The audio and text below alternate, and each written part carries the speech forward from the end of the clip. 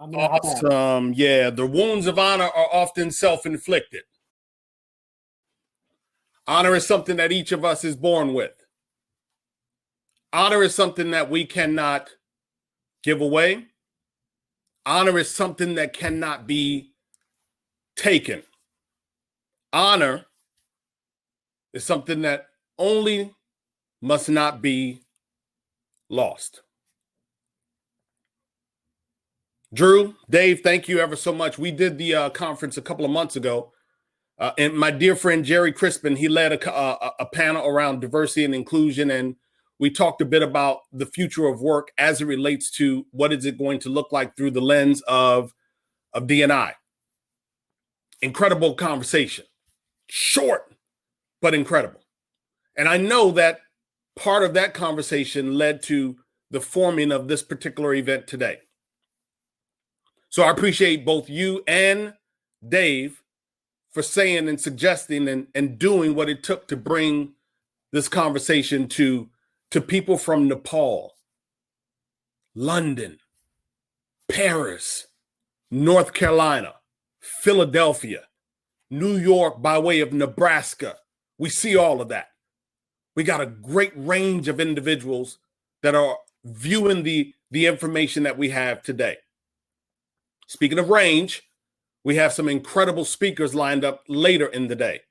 People like Carmen Hudson out west in Seattle, dear friend.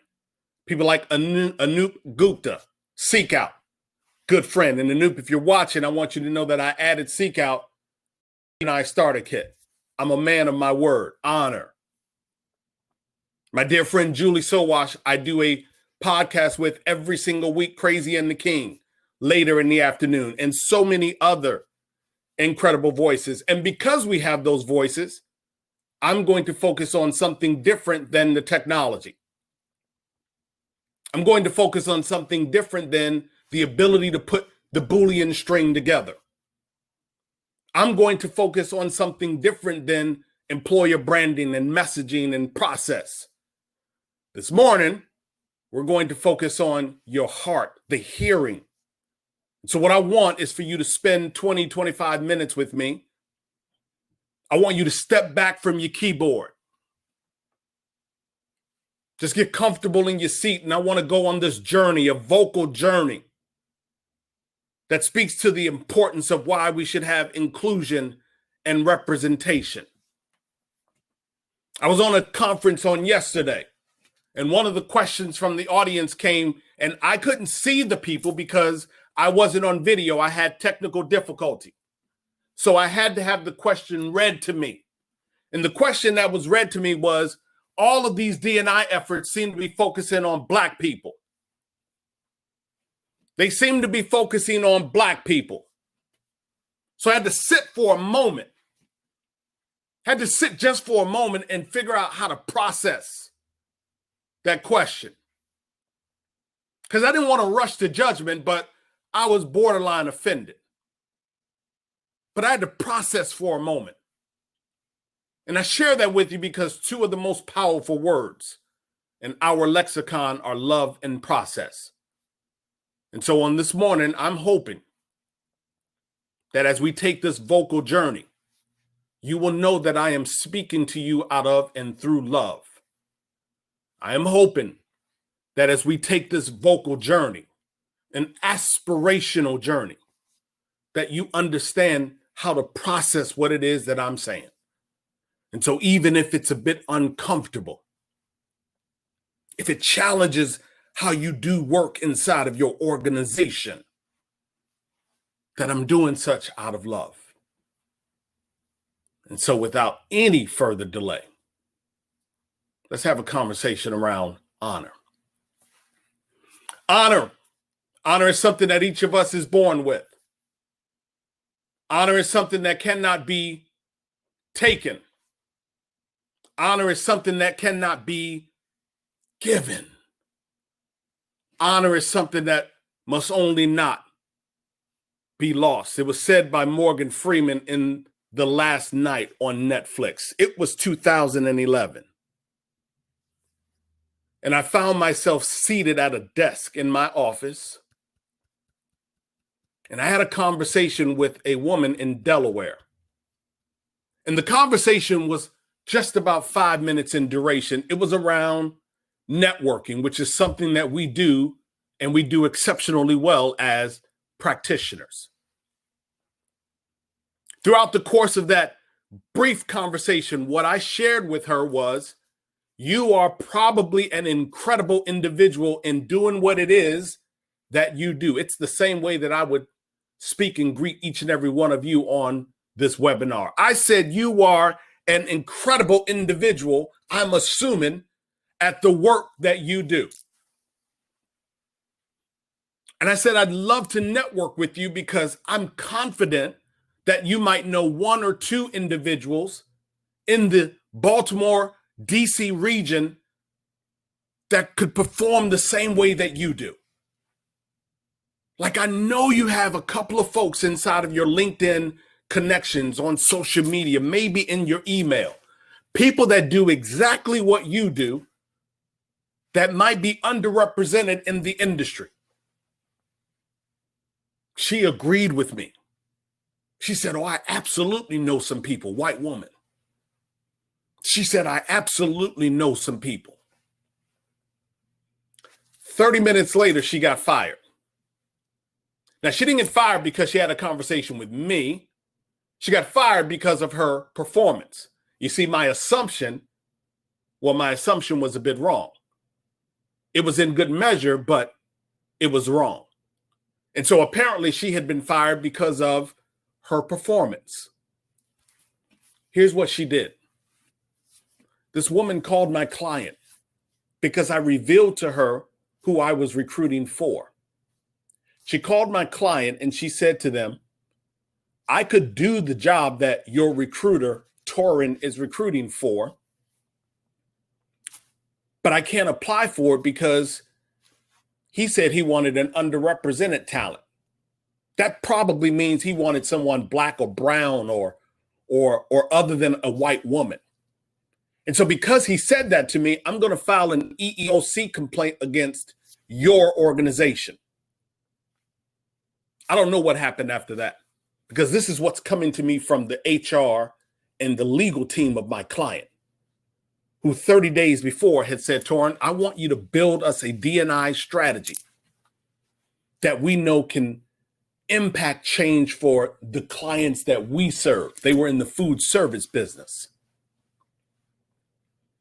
But as a result of this phone call from this woman in Delaware, who's going to file an EEOC complaint for discrimination against us, we're severing our relationship with you. I was on the precipice of a seven-figure deal with that organization. I knew in that moment of pain, that I was going to focus on diversity, equity, inclusion, and belonging. I was not going to lose my honor. There was no way that I was going to give up on what I had been working for since 1998. And even though there are people right then and right now who say that we should not be focused on Black Lives Mattering, who say that we should not be focused on building and erasing bias from the technology that we're using in our space. People on this call probably saying that chasing diversity and inclusion is in some ways a lowering of the bar. There are people right now among us that discount the value that folks that look like me and people with disabilities and women and folks that are on the LGBTQ spectrum. There are people that say that we can't contribute to the organization. Those people are among us. In my opinion, those people are not operating with honor. You see, what we've done over the last 20, 30, 40 years is we've hid behind press releases, curtains of mediocrity, conditions of complacency. That's what we've done inside of our organizations, and it's high time that we change the paradigm. You see, what we've done is we've made excuses that we can't find talent to go into the pipeline. that we can't create relationships with these academic institutions that we've never recruited from. I've even heard people say that I don't know how to speak their language. Recruiters, people in HR. You see, if I'm telling something that's not true, then we wouldn't have had the exploration of Me Too and Time's Up to the capacity in which we did. It wouldn't have been as deep. I just talked about a story with Ubisoft yesterday as we recorded this week's episode of our podcast. See, we still have the revelations of Me Too and Time's Up, because what I know is that the vanguard of protecting people inside of our organizations, human resources, they haven't done a good job. And so everyone is on notice at this particular point that Black lives, they really do matter. That chasing diversity and inclusion, it absolutely makes sense. The criticality of doing this work involves and requires that we look at how we explore inclusion and representation. I know without a shadow of a doubt, the business case makes sense. The social imperative is there. But what we got to do a better job of is marrying the two together. That's what we call a firm business methodology. When in fact, you can bring the case for D&I, the imperative for D&I, that social construct, when you can go and show up at work with that honor and full character, that's what I know that we are doing the great job. And so people often ask me, ever since the whole George Floyd situation, Torin, what is it that organizations need to do to show that they are committed to this work? I said, I'll give you four. I'll give you four, and I'll give those to you in a moment. But before I do, I want to make sure I share one thing. That the conversation around diversity, equity, inclusion, and belonging, it's not a Black conversation. The conversation around diversity, equity, inclusion, and belonging, it's not a gendered conversation. The conversation around DEIB is not one for people only of disabilities, although they absolutely matter. It's not one for LGBTQ or Muslims or political preference or religious dogma. It's one that says all of us are included in the conversation. And so I submit to you on this very day that you go out and read a book titled Stigma, 1963 book by Irving Goffman. And inside of the book, he talks about how individuals, they retreat from the stereotypes of other individuals and they contribute less. They show up less inside of the workplace. Because we have perceptions of individuals from certain organizations and certain geographies and certain academic institutions and certain socioeconomic backgrounds and certain, because we have all of these stereotypes, we alienate people. We push people to retreat. And on one side, we've been putting up on our website that we want people to bring their whole self to work. On the other side, we've allowed white men to escape with power and the allocation of resources and the demonstrative ignoration, just ignoring the value that Black and brown people and others bring to the equation. If you're on this conference today, then you are submitting that D&I is important to you. And what I'm encouraging my clients to do is, if in fact you are working with a vendor, whether they be a technology vendor, a third-party agency, a consultant, if you are working with a vendor and they don't have a strong program or concept or belief in inclusion and representation, take them off of your list. And I got executives that are listening. I want to punish organizations that don't care about D&I. So can I talk about Boolean strings and employer branding and recruitment marketing? Can I talk employee resource groups, business resource groups, hiring processes, onboarding, learning and development? Can we talk about that? Corporate governance, can we do that? Absolutely. I could sit with some of the best recruiters and we could put down some Boolean strings. I know a lot of them who do a far better job than I do, but I can hold my own. Can we have that conversation? Sure, we could. But is it of value? Yeah, but do we need to do it this morning? Absolutely not.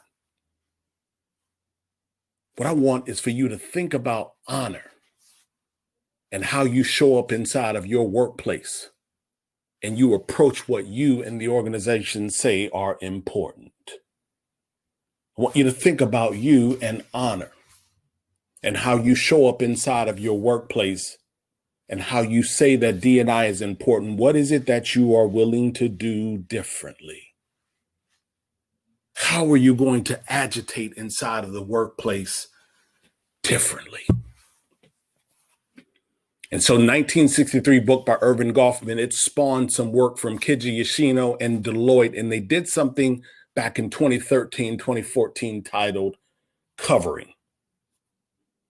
And if you go out and do a bit of research on covering, you will understand that there are 4 ways in which individuals tend to retreat.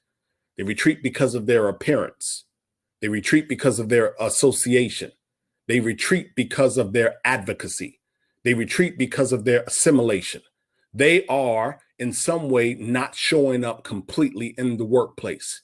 And so our job is to make sure that we find the ways and reasons and why people are not necessarily highly engaged and highly productive, and what is it going to take for us to remove the impediments, the blockages, the things that keep them in our places of saying, I don't really feel like I belong. If in fact we are committed to people as we should be, then we'll figure out what's the impediment to building high performing, inclusive teams, strong.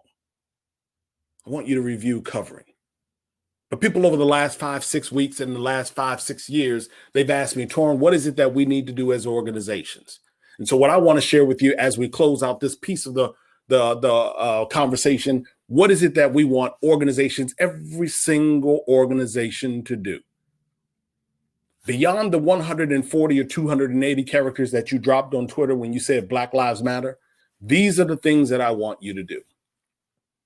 Number 1, I want you to have leadership that has a declarative statement that diversity and inclusion matter inside of their organization. I don't want something pretty on social media. I don't simply want a piece added to the website, kind of bolted onto the website. I want a declarative statement published and circulated internally so every single individual inside of your organization knows that D&I is important.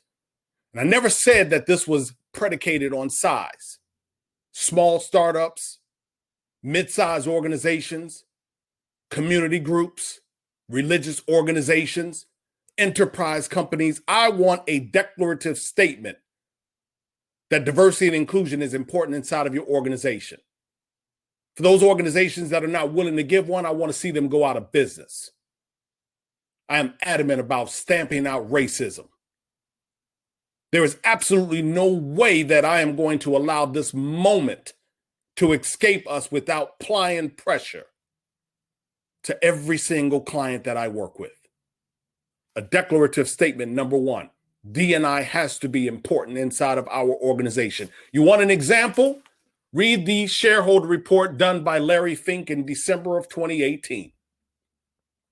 And inside of that shareholder report, he talked about the criticality, the vitality of pursuing diversity and inclusion, and what it would mean to BlackRock, one of the largest investment firms on the planet.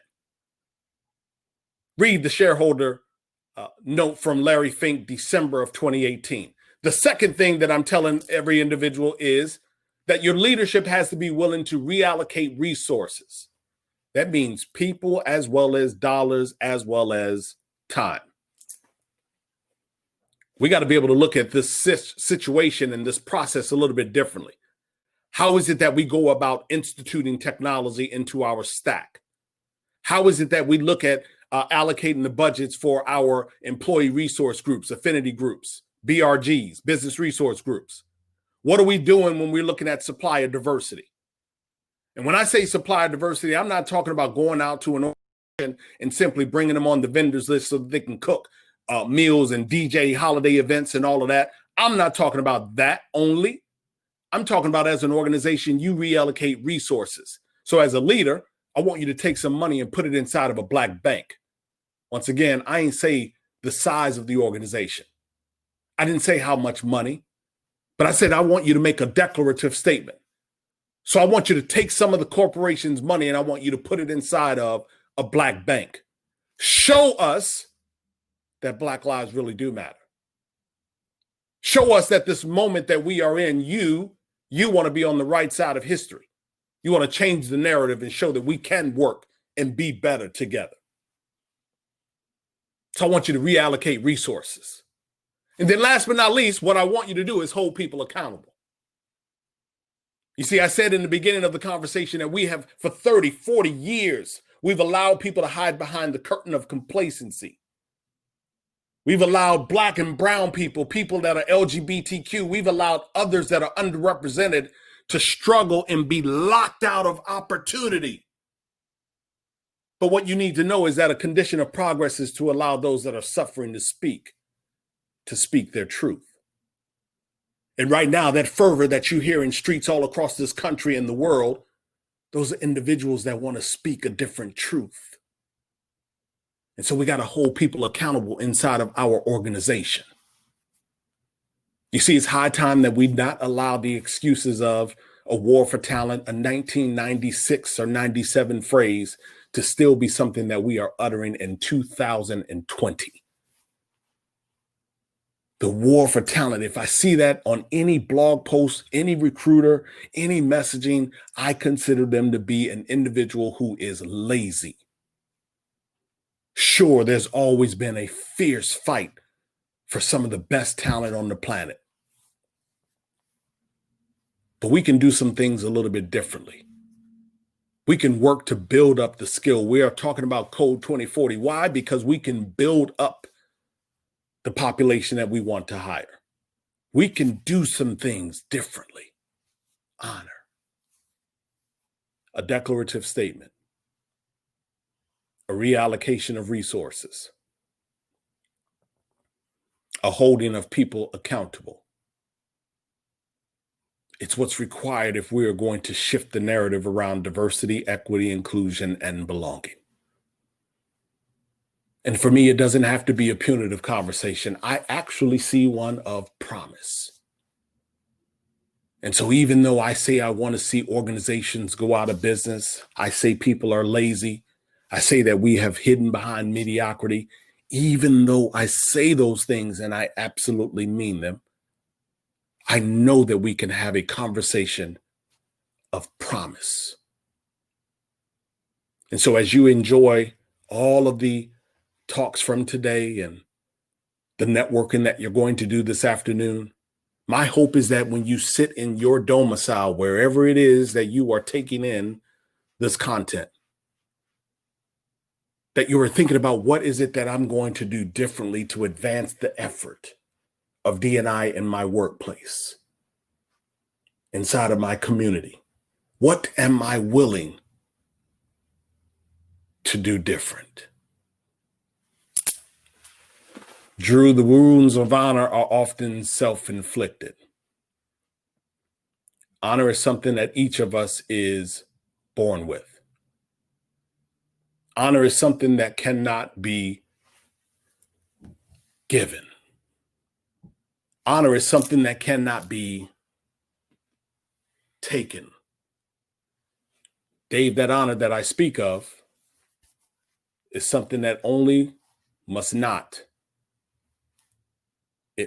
be lost.